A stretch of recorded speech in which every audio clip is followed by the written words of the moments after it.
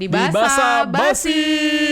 Bahasa santai tapi berisi.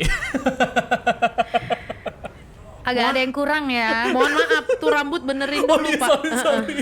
Iya. Tadi Gimana? dari mana Sudah ya? ganteng? Rambut-rambut pekerja. Wes, Iya. Sudah ganteng? Itu udah nggak sumpah. Dari kemarin aku tuh bilang sama dia kalau rambutnya benerin. Iya tahu dari kemarin, nggak apa-apa lah, udah biarin aja lah. Aku mau benerin tapi takut Jangan. dipotong kan. Nanti viral. Jangan. Dia udah menjadi bapak. Penting masih ganteng lah. Oke, sip. Selamat datang kembali di Basa Basi teman-teman. Hari ini walaupun cuman kita berdua, Septi dan Dwiki, tapi Andy lagi nggak tahu di mana sih dia. Tapi hari ini kita akan ini episode kedua ya, after kemarin episode pertama, dan hari ini seperti janji kita kemarin ada beberapa hal yang akan kita angkat di sini, dari mulai pendidikan, dari lifestyle dan juga mental and Dan health kesehatan. gitu kan. Dan kita akan sudah bawa ahlinya apa enggak sih? Ahlinya ya? Ahli di Gimana bidangnya. ya? Kayak ibu-ibu sekretaris ya. Beda kostum Oh, beda kayaknya. kostum. Atau salah kostum saya ini. Kalau dari looknya tuh memang lebih ke mahasiswa nggak sih, Mbak? Iya sih. Iya nggak sih? Jangan manggil Pak ya, Ih, tolong. pick me banget gue. Iya. Iya, Tolong jangan manggil aku Pak. Nggak, soalnya dia mau apapun pakai outfitnya pasti dipanggil Dek sama Iya orang. bener sumpah. Ya. Sumpah. Jadi, Ada saran adek sih. ini siapa? Ya ngapain Dek di sini Dek? Oh iya, belum Ada nyasar. kenalan ya. Iya. Boleh kenalan dong, siapa sih sosok Mbak ini? Halo semuanya, teman-teman apa panggilnya? Teman-teman aja Teman-teman sih. basa-basi. Teman-teman bahasa basi. Saya Nodi, saya dari Universitas UGM selaku Kepala Seksi Bimbingan Konseling di bawah Biro Kemahasiswaan, Alumni dan Bursa Kerja. Oke, welcome Nodi. Welcome to Basa Basi. Jadi Nodi ini teman-teman adalah sosok yang paling dicari sebenarnya. Karena mahasiswa kalau ada masalah itu bukan ke orang tua tapi ke Nodi. Soalnya kan kalau misalnya ngadunya ke orang tua kena marah ya. Nah kalau sama Nodi nggak bisa dia marah. Nggak bisa marah. Nggak bisa marah, dia harus menampung semua keluh kesah mahasiswa gitu. Nah kalau ngelihat zaman sekarang gitu kan, zaman sekarang kan banyak nowadays. Enggak, dari kemarin dan dari beberapa tahun terakhir ya, kenapa sih IGM itu concern banget punya konseling sendiri? Karena kan ngelihat dari hal-hal permasalahan yang timbul gitu kan dari generasi muda sekarang tuh banyak banget. Kadang permasalahan itu timbul bukan untuk di lingkungan kampus ya. Kadang di luar pun ujungnya terbawa ke kampus. Iya, Kayak gitu. lingkungan kampus dan dibawa ke kampus. Lingkungan luar dibawa ke kampus. Tapi apa sih sebenarnya dari kemarin tuh masalah-masalah mahasiswa yang ada di IGM ini? Ya. Jadi kalau saya pribadi tuh sebagai kasih konseling ya nyebutnya ya. Kasih konseling itu kalau mau ditanya masalah apa sih yang paling sering terjadi di mahasiswa, saya jujur honestly lebih seneng yang nggak ada masalah. Benar Iya, nggak sih? benar. Berarti kan kita secara mental itu berarti Sehat semua. sehat gitu kan. Tapi kalau nggak ada Pengennya masalah seperti dia itu. nggak kerja. Iya. Nah itu dia. Gabut dong. Iya pengennya tuh kayak gitu kan. Cuma kan di Universitas UGM ini kita tuh concern sama yang namanya mental health. Yes. Jadi kita tuh melek sama yang namanya kesehatan mental. Mungkin di luar sana ada universitas lain tuh yang belum punya Yes. punya dan mungkin kita jadi role model ke depannya Aplaus dong. bakalan IGM, punya iya. juga gitu kan. Iya ya, cuma baru di IGM ya. Nggak tahu Mungkin ya ada di luar ya.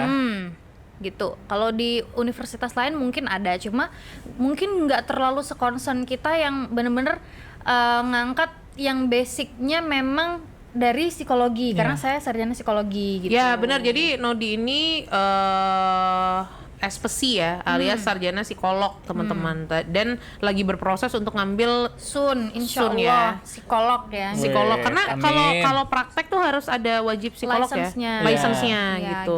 Jadi Berarti ada batasannya. berarti banyak banget ya masalah mahasiswa IGM. Yang paling banyak apa ya yang mahasiswa nemuin Mbak Nodi, mereka curhat tentang apa sih? Kalau masalah tuh banyak ya, baik secara akademik, non akademik. Begitu juga dengan dosen-dosennya gitu kan. Dosennya ada yang masalah juga? Ada juga Oh, sih iya. sebenarnya kan, karena kan gini, kalau misalnya secara akademik gitu kan, Iya. sebenarnya relate kan antara dosen dengan mahasiswanya, karena Kalau dosennya bermasalah bisa dosennya impact bermasalah secara mental, pribadi gitu. ya. Ada aja sih, ada. Pernah ada yang datang waktu itu. Oke. Tapi yang paling banyak ditemuin apa? Mahasiswa ya. Hah. Sejauh ini sih paling banyak sih non akademik ya gitu. Akademik. Yang non akademik itu banyak. Mereka tuh gini konsepnya. Mahasiswa itu kalau nggak kita push, mereka tuh nggak mau konseling. Karena nggak mau cerita. Karena image-nya kesehatan mental itu kan kayak ih gilo kau nih Iya. Masih tabu ya. Tabu ya tuh. sekarang Padahal ya. maksudnya kalau zaman sekarang tuh ngelihat orang udah pada apa ya? Udah pada publik kok. Aware Udah pada dengan, publish. dengan kesehatan mental. Ternyata masih ini ya. Nah, itulah tugasnya konselor. Jadi si konselor ini kan tugasnya gimana caranya bisa mencari tahu nih sebenarnya permasalahannya itu tuh apa sih yang sedang terjadi sama si mahasiswa ini gitu. Atau jangan-jangan cuma drama queen aja gitu, atau jangan-jangan bukan itu masalahnya. Tapi Masalahnya gini, yang lain, gitu. berarti ngelihat si mahasiswa ini bermasalah atau enggak itu dari apa? Dari nilai akademiknya gitu ya? Nah, itu yang pertama. Kalau mahasiswa kan data yang bisa kita gunakan untuk melihat dia bermasalah secara akademik atau non akademik, secara mental atau enggak tuh ya dari IPK yang pasti kan, KHS-nya. KHS. Terus yang kedua dari secara kualitatifnya dari ya dosennya, Yeah. dari teman-temannya, banyak Oh, sih. jadi banyak ini ya, banyak masukan gitu kan. Cuma yang lagi jadi common issue sekarang ini itu bullying Bullying ya. gitu, itu bullying. Ini Tapi gini ya, 2025 masih ada bullying ya? 2025 bos. Iya, maksudnya 2025 masih ada Ngomong 2022. Enggak, gua ngomong 2025 sumpah.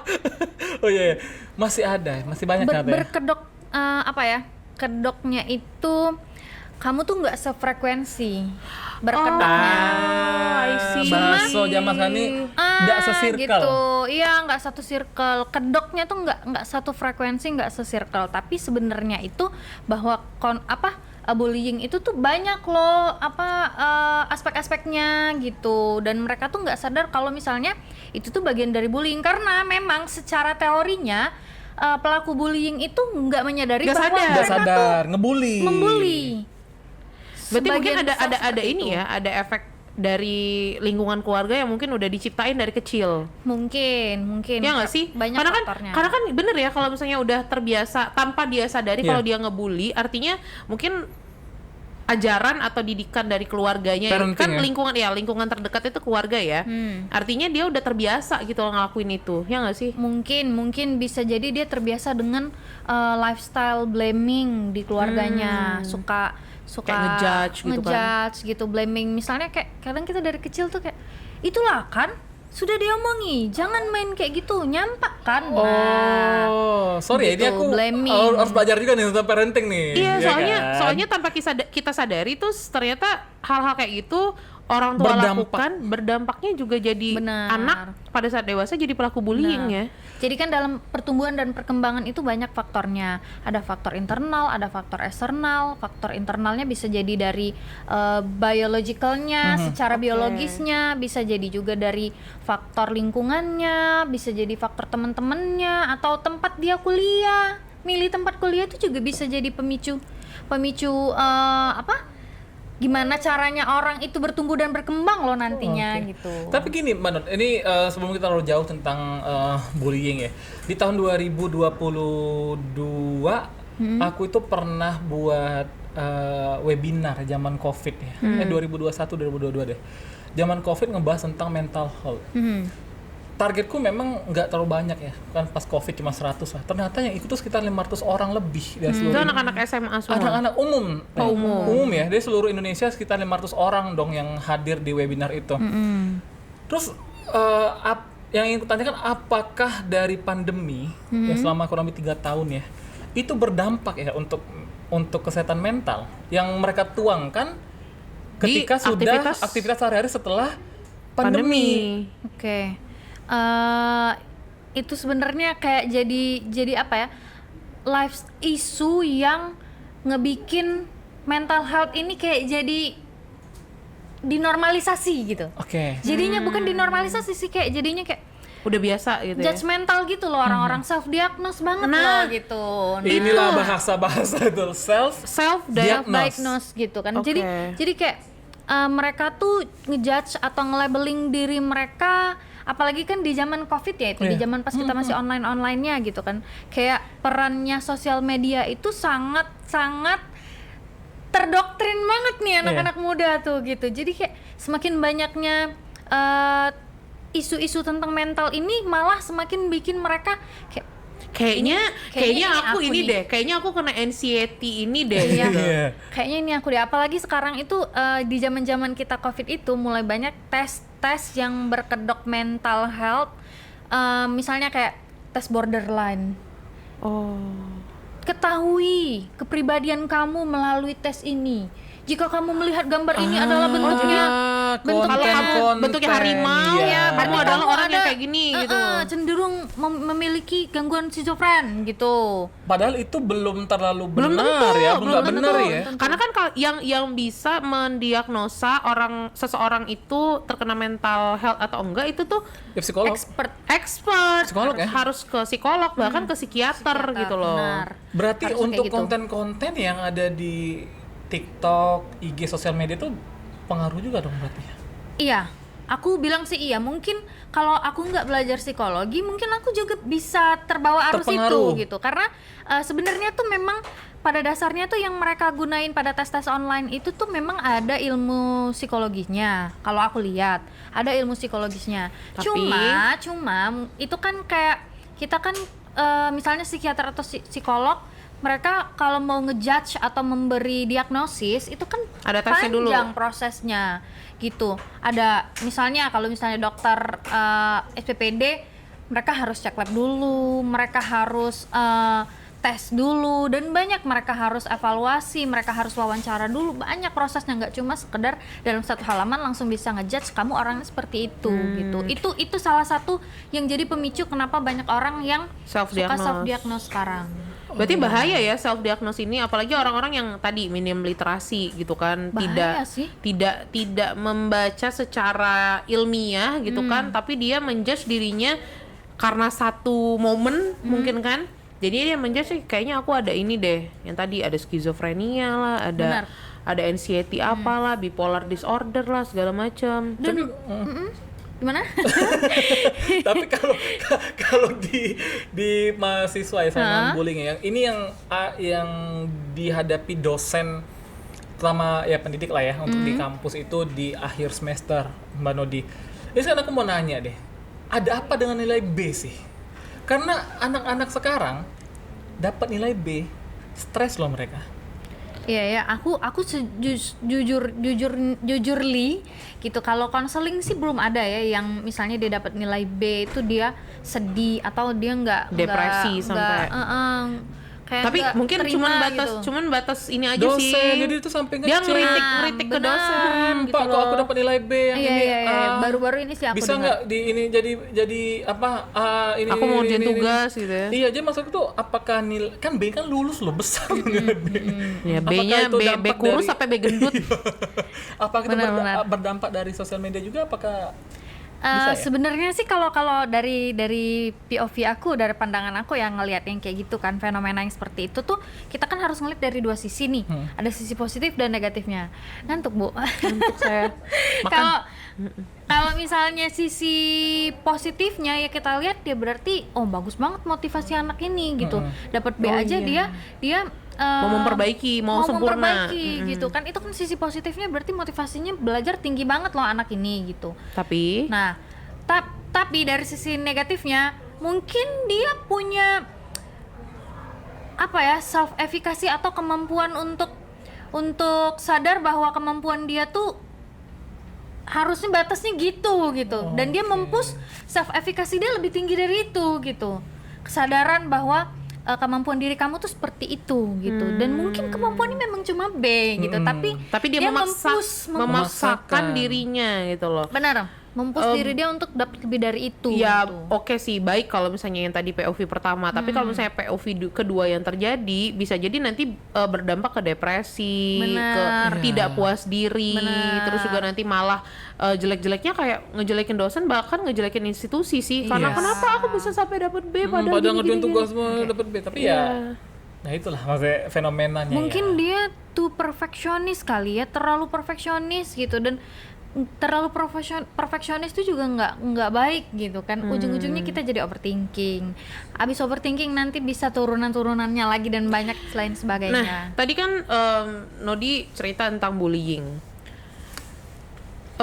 Di IGM itu kita punya Satgas apa sekarang? Kalau dulu namanya PPKS. Ya, dulu namanya PPKS kan, panitia. Pencegahan kekerasan Seksual. seksual. Sekarang kalau berganti sekarang menjadi? itu, dari LLDikti-nya sudah ada edaran baru menggantinya jadi PPKPT. Jadi PPKPT itu jadi dia nggak cuma kekerasan seksual concernnya, jadi seluruh jenis kekerasan di kampus itu ada Dianggap panitianya. ada berarti panitia, termasuk ada bullying, satgasnya, bullying ada satgasnya yang gitu ya. ya jadi Yang menaungi ya. Ya jadi bullying, terus juga kayak Kekerasan fisik, berantem ya kekerasan fisik, seksual, atau mungkin dianggap kayak pelecehan, itu bisa tuh diaduin, ataupun juga kita ngomong ke satgas itu. Nah, tapi untuk bullying ini ya, Nodi sendiri gitu kan, mungkin juga teman-teman di sini yang nonton Basa-Basi sekarang pengen tahu gitu kan, ada yang nonton ini tuh akhirnya sadar bahwa mereka adalah pelaku, ya kan? Ya, benar-benar. Oh ternyata selama ini aku adalah pelaku bullying ya gitu. Tanpa dia sadari. Tanpa dia sadari. Karena tadi Nodi bilang kan itu adalah hal yang dilakukan tanpa sadar. Iya. Nah, boleh nggak sih dikasih insight gitu ya ke teman-teman Basa-Basi ini yang nonton, kalau misalnya sadar melakukan tindakan bullying, apa nih yang harus dilakukan? Karena mungkin ada yang pengen gini, ada yang pengen, oh ternyata ini salah, tapi untuk memperbaikinya gimana gitu loh. Sedangkan orang-orang yang udah kena bully itu kan pastinya mentalnya udah rusak Down tuh, ya, udah down gitu loh. Insecure. Nah, baik dari sisi pelaku dan juga korban itu seperti apa sih? Oke, dari dua sisi ya, berarti dari sisi pelaku dan dari sisi Korban. korban. Kalau dari sisi pelaku ya jelas pasti self esteemnya menurun, penghargaan dirinya pasti menurun. Dari sisi korban ya, saya tuh sebenarnya nggak pengen bilang pernah punya pengalaman ini, karena kalau saya bilang gini berarti kan secara nggak langsung pernah ada dong, gitu kan? Dibullying. Kayak gitu. Cuma secara teorinya gitu, secara teorinya kalau misalnya dari sisi korban ya jelas kan tadi penghargaan dirinya, self esteemnya menurun. Kalau dari sisi pelaku ya yang tadi aku bilang kan, mereka nggak sadar bahwa mereka tuh sebagai pelaku bullying gitu. Kenapa mereka nggak sadar? Ya karena biasanya ciri-ciri orang yang berpotensi menjadi pelaku bullying itu yang pertama tuh, maaf ya Pak Dwiki ya, Yang berbadan ada besar. teorinya loh yang badannya besar. Iya. Serius. Yang kayak dia tuh Tiba-tiba ngecilin badan. mendominasi baik secara fisik atau secara mungkin suaranya atau apapun, pokoknya dia tuh mendominasi orangnya. Biasanya tuh kayak gitu. Tapi bisa juga berpotensi untuk jadi korban, bisa juga. Terus yang kedua itu dari sisi fisik tadi ya. Terus yang kedua tuh biasanya tuh mereka di rumah atau mungkin di tempat lain itu menjadi korban bullying. Berarti dia Membalas dendam. si pelakunya, iya berarti dia balas Balas dendam dendamnya ke orang lain. Ke orang lain. Iya, biasanya itu. Kayak Oke. gitu. Jadi entah itu kedoknya balas dendam atau secara nggak langsung dia meluapkan apa yang Emosi dia dia lah ya. rasakan ke orang lain. Terkadang tuh mereka tuh juga sebenarnya menjadi korban bullying juga. Gitu. Mungkin di rumahnya kita nggak tahu kan, mungkin di rumahnya dia Dibully sama kakaknya. atau secara nggak sadar, mungkin secara nggak sadar juga orang tuanya juga nggak sadar kalau Iya, itu tuh bullying gitu. Iya sih, bisa bener juga sih. Gitu. Kayak di film-film tuh pasti yang ngebully tuh badannya besar. Iya. Tapi Sama satu lagi. apa tuh? Biasanya yang berhubungan sama ekonomi, satu lagi tuh. High class. Pokoknya yang dominan dari segi apapun, fisik, ekonomi, atau dari pendidikan bisa jadi. yang lebih dari Dari orang lain lah. sekitarnya lah ya. Ya, kayak gitu. Iya Oke, sih. berarti itu ciri ya ciri-ciri si pelaku gitu ya. Tapi kalau misalnya sudah Terjadi. POV korban dalam tindakan dibully gitu ya, kan ini adalah tindakan yang berulang gitu kan. Nah, tadi misalnya teman-teman basa-basi yang menonton kita bertiga, kalau misalnya dia sudah merasa menjadi korban, apa sih yang harus dia lakukan? Sedangkan kan bully ini kan berkelompok ya, dilakuin ya. Kadang-kadang tuh si korban ini tidak ada kemampuan untuk melawan gitu loh. Tapi kan ya nggak mungkin lah kalau misalnya dia dibully terus kan artinya terus-terusan dia akan punya impact yang lumayan besar, baik itu dari akademik dan non akademiknya gitu. Ya. Nah, gimana tips-tipsnya untuk korban bullying? Oke. Apa sih, bangkit ya istilahnya apa sih? Iya, tips biar terhindar, kalau bisa jangan sampai jadi korban sih, kalau bisa ya. Ya kalau misalnya udah ini. Iya, tapi mungkin kalau korban. ada teman-teman yang nonton, yang teman basa-basi yang nonton, nah caknya aku korban bully tapi aku malu nak ngomongnya. Nah, itu. Atau gimana caranya untuk ngelawan? Yang terjadi yang selama ini yang pernah datang gitu ya. Kadang-kadang tuh juga yang jadi korban bullying itu nggak sepenuhnya bisa dibilang bullying gitu. Kenapa? Loh. Kadang-kadang ya ini kayak aku misalnya nih ada pesan, Bu, aku ngerasa dibully gitu. Apa enggak biasanya tuh teman-temannya yang melaporkan, ini kayaknya anak ini tuh dibully, karena nggak sepenuhnya juga tuh itu tuh bullying gitu. Kayak Mbak Septi bilang tadi kan, kalau bullying itu tuh syaratnya dibilang bullying itu kejadiannya terjadi terus menerus. Oh, berulang. Bahkan berulang. Terus juga apa ya? Mereka yang kena bullying itu terkadang ya, ini dari pengalaman ini ya. Terkadang tuh memang mereka tuh memberi kesempatan orang untuk membuli. Oh, gitu. Tanpa jadi dia tidak bisa untuk jangan dikasih kesempatan. Tidak Jadi bisa kalau untuk show nggak ada defense, gitu ya. nggak ada self defense-nya. Gitu. Iya, mungkin iya ya, nggak ada defense, nggak ada naluri defensif di dalam diri dia gitu kan. Kadang mereka tuh ngasih kesempatan, itu yang pertama. Tipsnya gimana sih gitu kan buat para pelaku bullying, jangan kasih kesempatan. Untuk korban. Jadi kalau misalnya korban dibully itu, untuk korban bully berarti tidak diam baik atau langsung berlari kayak itu kan itu kan memberikan kesempatan. Benar. Berarti kan. Kalau lari kayaknya nggak nyelesain masalah deh. Kayaknya lebih baik dilawan. Iya, dilawan sih. Dilawan ya. Ya kalau misalnya ya bentuk defensifnya tuh ya bentuk defensifnya kayak gimana? Bentuk defensifnya tuh nggak harus kita, jadi sering kali tuh salah kaprah ya, kayak kita harus melawan bullying itu defensif, kita tuh harus lawannya gimana, ibu gacornya gimana? Enggak salah ya, nggak harus dengan kekerasan ya? Enggak ya, kalau misalnya posisinya memang benar-benar kita di pojokan dan tidak ada satupun yang bisa membantu kita sama sekali, ya oke, kita mungkin harus melawan dengan secara fisik gitu. Tapi kalau seandainya kayak masih, misalnya yang sering terjadi tuh kayak kamu ndak salah kawanan dengan dia misalnya kayak gitu. Jengok nah, yuk kamu datang nah, yuk kamu misalnya kayak gitu kan. Ayo kamu tolong nah, misalnya kayak gitu kan. Nah, yang kayak gitu kan masih bisa kita hindari. Contoh hindarinya tuh banyak. Yang pertamanya itulah gunanya ada konseling. Laporkan. Gitu, laporkan berarti konseling Nodi sebagai konseling pada saat ada yang melaporkan sebagai mediasi ya jadinya ya.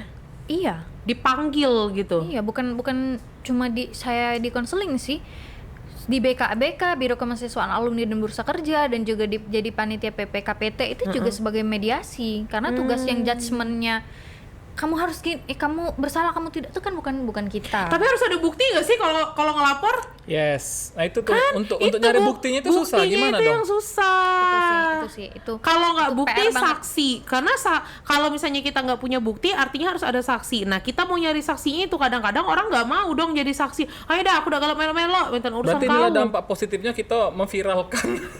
wajar aja sih sekarang katanya kayak gitu ya. Iya, wajar kan? Aja sih. Ada ini dikit pas video ini loh, pas kita jadi PPKPT itu panselnya atau satgas itu sebelum dibentuk kan kita seleksi dulu tuh. Iya, ada seleksinya. Diseleksi loh, kita diseleksinya itu sama ketua apa ya? Dinas Komnas HAM. PPPA Oh, ya? PPA. Iya. Perempuan dan perlindungan anak. Perempuan perlindungan anak itu kan PPA, terus juga dari Women Crisis Center. Oh, WCC. Gitu.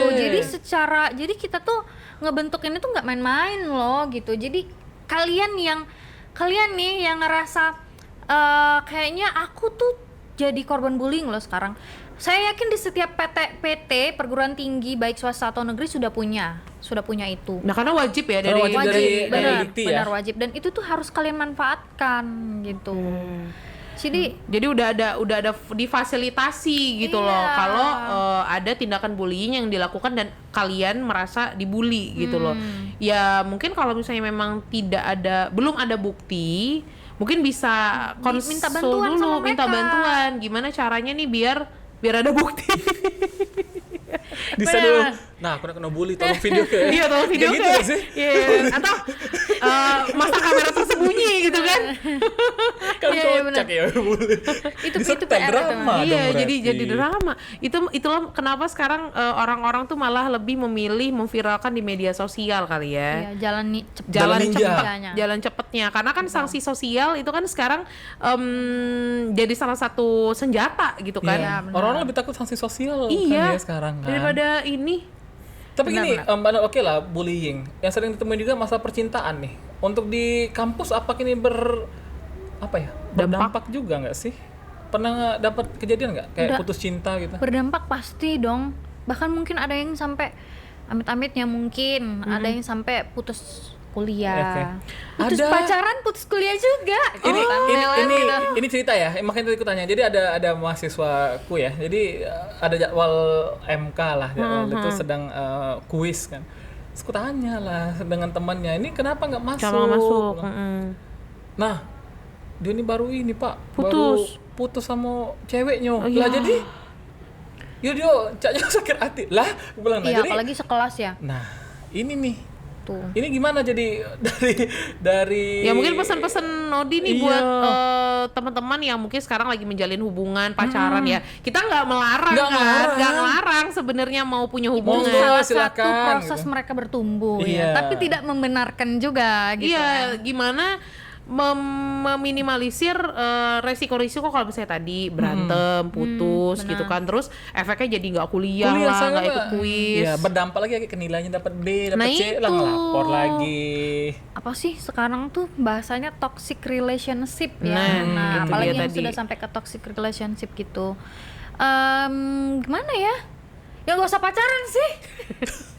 itu sudah Iya simpel sih. banget, nggak usah pacaran. Bener sih. Bener sih. Karena pacaran pasti berantem ya, ada aja Kan berantemnya. pacaran untuk support system. Iya, nah harusnya gitu. Iya kan? Kalau misalnya memang menjalin hubungan untuk saling support, ayo kuliah.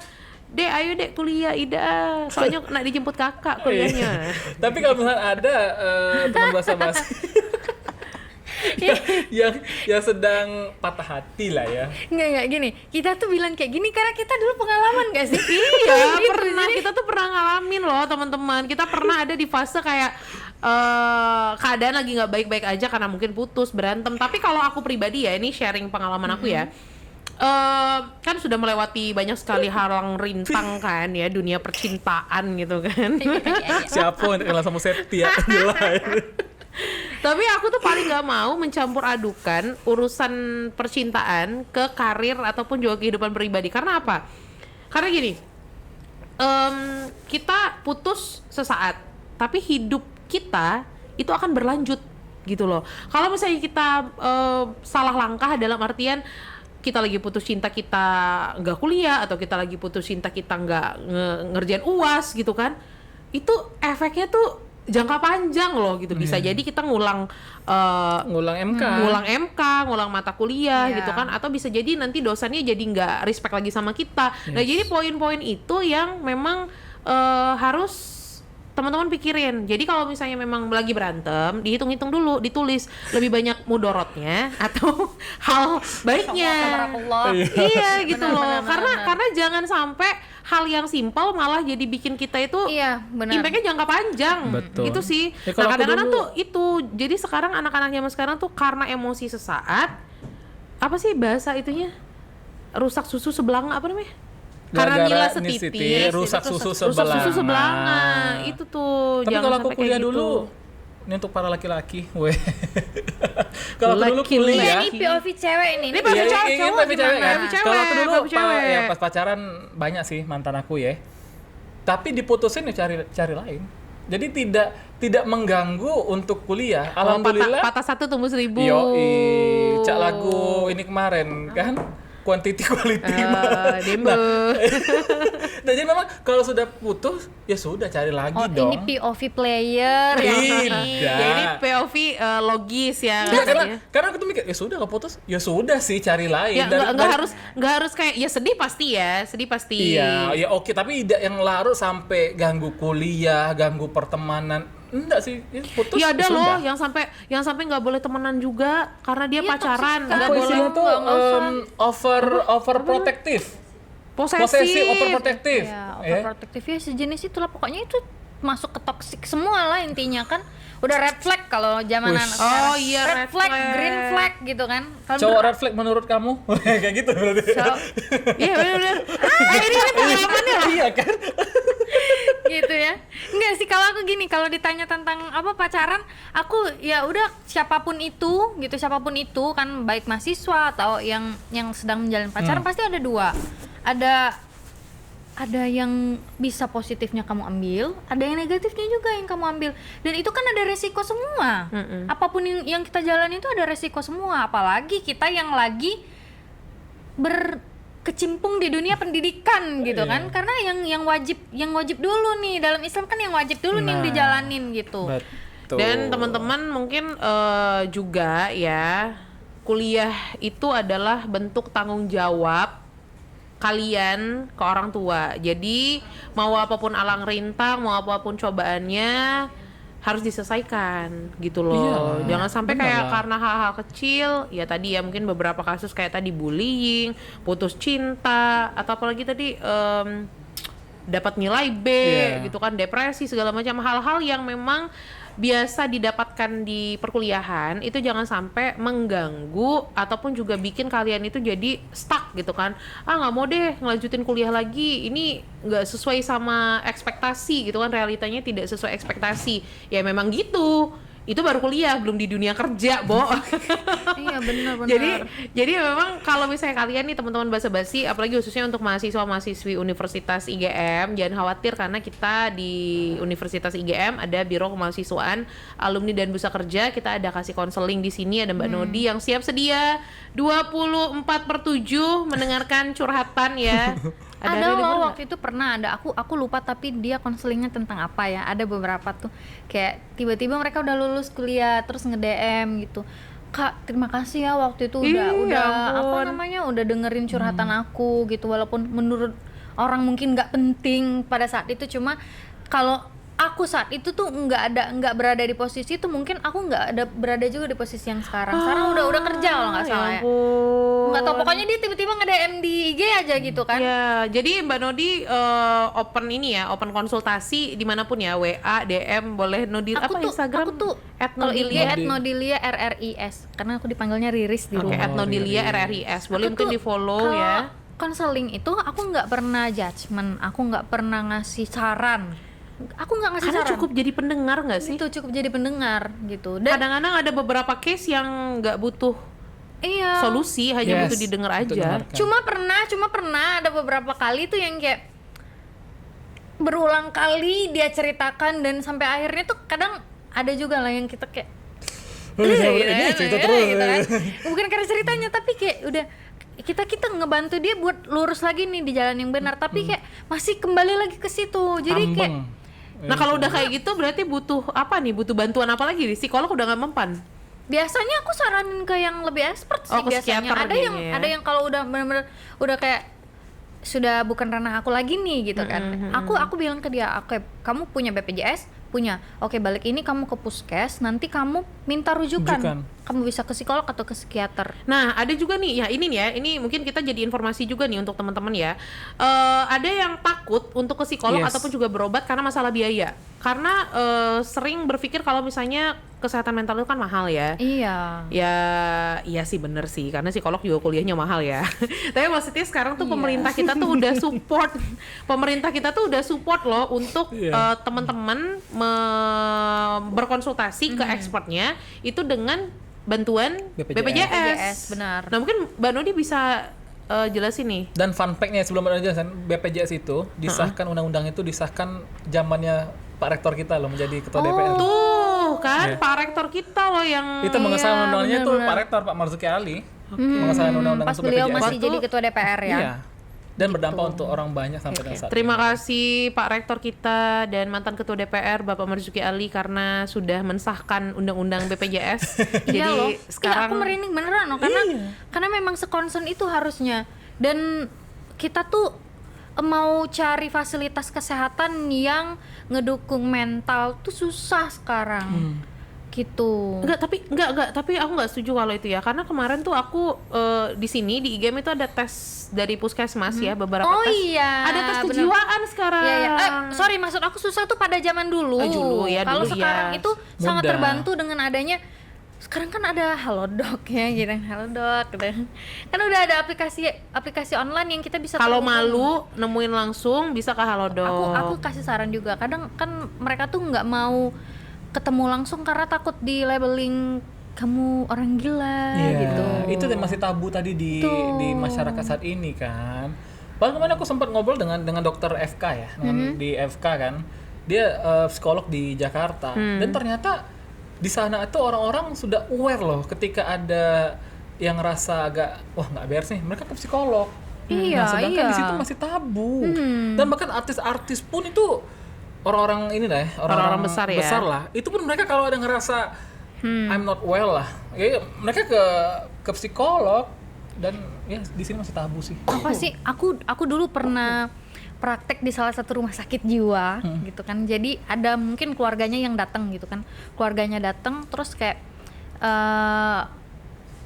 profesinya sangat bagus si pasiennya waktu itu. Sangat bagus, dan kalau kita lihat lu kan orang yang punya gangguan kejiwaan, ODGJ ya. disorder dalam mental itu nggak kelihatan secara fisik kan kayak gitu. Itulah kenapa kita harus ke expert. Nah, ketika itu jadi pasiennya nih ada di rumah sakit jiwa itu, terus keluarganya bilang kasihan nih masih muda lagi loh, misalnya kayak gitu. Padahal kan dia punya gangguan, kalau nggak salah waktu itu bipolar gitu kan, kalau nggak salah bipolar. Nah cuma kan yang hal-hal Ya, yang jadi kayak dari gitu liburan pasiennya itu. masih Ini muda. Ya nggak Nah. Bukan gila ya, ODGJ ya ODGJ, sekarang ya nyebutannya ODGJ. ya. Gitu sih. Tapi beda loh, ODGJ itu yang mereka kayak bener-bener nggak bisa ngebedain kehidupan nyata dengan kehidupan fantasinya. Ya. Itu biasanya nih yang dibilang ODGJ itu yang seperti itu. Cuma kalau yang kayak dia bipolar atau dia ADHD kan si artis Itu bukan influencer. ODGJ. Iya, bukan ODGJ itu yang ya disorders, ada masalah ada di masalah mentalnya. dalam kepribadian dan Nah itulah mentalnya. basa-basi Gitu. hadir ya untuk memperkenalkan bahwasanya orang yang ke psikolog tuh bukan ODGJ, yaitu ya hal yang biasa lah kalau disorder kayak gitu kan. Jadi ya Aku juga butuh dia kayaknya ke psikolog. Soalnya aku ngapo. Aku juga pernah ke psikolog. iya, fun fact-nya ya teman-teman ya. Jadi Yes. Nodi ini adalah psikolog yang ternyata butuh psikolog juga. Harus aware karena kita tuh kalau misalnya mau diobatin kita harus tahu Tahu dulu dulu kondisi kita tubuh sakit kita. apa, gitu ya. Kita butuhnya apa gitu. Jadi kalau kita nggak tahu butuh kita apa, gimana orang lain mau mengobati kita Iya. gitu. Oke. Ya, jangan malu lah untuk ke psikolog lah teman-teman. Yap, dan pastinya teman-teman jangan takut untuk berkuliah di IGM ya, karena IGM sekali lagi. Ngapain takut? Iya, ngapain takut, karena kalau misalnya ada kendala-kendala atau misalnya kebingungan untuk cari tahu passionnya di mana, Mbak Nodi siap untuk sharing bareng kalian.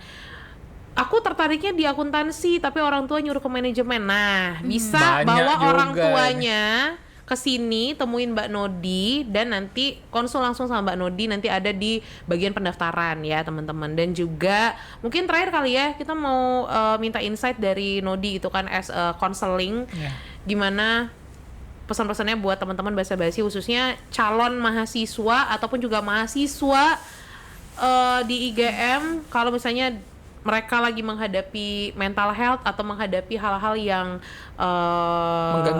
mengganggu pikiran ya, itu seperti apa nih? Silakan Nodi. Kalau dari aku sih, kalau kita tarik kata dasarnya mahasiswa, maha dan siswa, berarti kan kamu itu paling tinggi dari jenjang siswa-siswa yang lain gitu kan, dan nggak semua orang itu berkesempatan untuk jadi mahasiswa. Kamu tuh spesial loh gitu jadi mahasiswa, dan karena kamu spesial, kamu juga harus memilih mana universitas yang memang cocok nih buat kamu. Cocok entah itu dari segi mentalnya nanti bisa ngedukung kamu, atau dari segi pendidikannya juga, background pendidikannya dosennya juga. ini. Bener, ya kayak gitu. Aku punya rumus ya kalau buat mahasiswa baru nyari apa kampus, rumus aku catat. yang pertama aku selalu bilang gini kalau di ngelayanin mahasiswa, yang pertama rumusnya itu kamu harus yang pertama akreditasi. Tuh yang pertama. Terus yang kedua lihat background pendidikan dosen-dosen dan tenaga kependidikannya. Terus yang ketiga itu lihat letak dan fasilitasnya. Yang terakhir baru biaya. Canyo IGM masuk galau dari tempat ini. Masuk. Karena akreditasi baik sekali. Akreditasinya baik sekali. Dosen-dosen banyak berpengalaman dari luar negeri, Rusia, Jepang, Hungaria, lagi ada Malai dan lain-lain. Kampus tengah kota, fasilitasnya strategis, kampus udah kayak tertinggi. SCBD. BTW IGM kampus tertinggi loh ya di Sumatera Sumsel Selatan. Ya, 12 lantai. Yang terakhir tadi biaya. Nah, biaya terjangkau. Kebalik, tapi orang zaman sekarang tuh yang nomor satunya biaya. Nah, yang suka kebalik tuh gitu. Padahal harusnya tuh dengan fasilitas dan keunggulan yang ada, biaya itu akan worth it untuk dibayar. Itu dia. Gitu loh. Nak berenang aduh di IGM. Pacak galau nak kawin aduh ya. Kawin aduh. Masuk galau. Oke deh, Nodi, terima kasih banyak sharing hari ini. Udah main ke basa-basi, dan mudah-mudahan insight dan obrolan hari ini tuh teman-teman dapetin. Dan jangan lupa ya teman-teman, kalau misalnya nanti butuh konseling atau apapun ya, bisa ke Nodi sebagai konseling di Universitas IGM. Next mungkin kita bahas tentang yang tadi salah jurusan kali ya. Nah, boleh bahas itu sih sebenarnya. Boleh. Nanti kita akan ngobrolin lagi, dan kita say thanks ya untuk Universitas IGM atas supportnya, terus juga dari IGM Media dan juga Palembang Info. Thank you to Palembang Info menjadi media partner ya, dan tungguin Basa-Basi. Next episode dari Basa-Basi, entah saya dan Dwiki dan Andy, ataupun juga kita bertiga ya. Kita tunggu. Tidak hostnya, Narsum ngomong sendiri. Terima kasih, sampai jumpa. Thank you. Thank you. Teman-teman Basa-Basi.